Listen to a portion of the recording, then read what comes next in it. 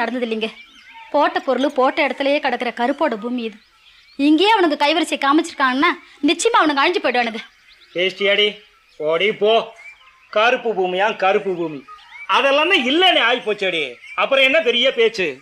அப்படிலாம் சொல்லாதீங்க. என் சாமி விஷயம் விடுகதை மாதிரி நடந்தது நல்லதுக்குன்னு நினைச்சுக்கோங்க. எதுடி நல்லது? ஒரு வீடு விடாம திருட்டு போயிருக்கு, அதையே நல்லதுன்னு சொல்ற? உன் சாமியோட அருவாள்ல தானடி கொலைய நடந்திருக்கு. செத்து போனவன் ஒரு அப்பா வீடு பெருசா பேச வந்துட்டா. போடி உள்ள வாங்க சார்.